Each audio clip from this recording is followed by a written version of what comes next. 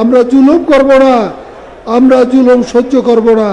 আজকের এই সম্মেলন বাংলাদেশের শ্রমিক আন্দোলনের ইতিহাসে এক নূতন দিগন্তের উন্মোচন করেছেন। আলহামদুলিল্লাহ, আমরা আশা করি শ্রমিক ময়দানে আদর্শিক ভিতকে মজবুত করণে এই সম্মেলন মাইল ফলকের ভূমিকা পালন করবে।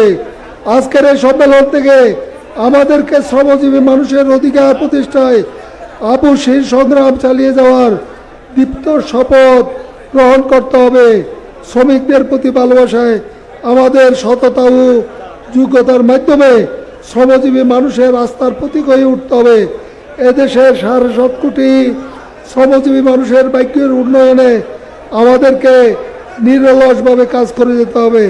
আমরা জুলুম করব না, আমরা জুলুম সহ্য করব না।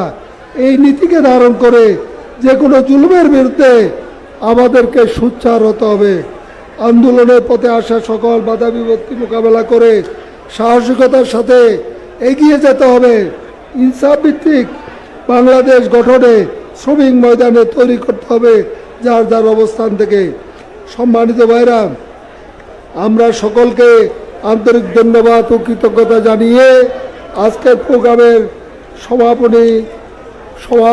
সমাপ্তি ঘোষণা করছি। তবে আমি বলতে চাই, আমি 2 বার কেন্দ্রীয় সভাপতি ছিলাম। এই কেন্দ্রীয় সভাপতি থাকাকালীন সময়ে আমি যদি আমার দায়িত্বের ক্ষেত্রে কোনো ত্রুটি বিচ্যুতি করে থাকি, কাউকে কষ্ট দিয়ে থাকি, তাহলে আপনারা আমাকে মাফ করে দেবেন। আর আল্লাহর কাছে দোয়া করি, যাদেরকে আজকের এই 3বার্ষিক জাতীয় সম্মেলনে নূতন করে দায়িত্ব দেওয়া হলো, আল্লাহ তাদেরকে যোগ্যতা দান করুন, যাতে বাংলাদেশ শ্রমিক কল্যাণ ফেডারেশন বাংলাদেশের একটা আদর্শ স্থানীয় শ্রমিক আন্দোলনে পরিণত করতে পারে।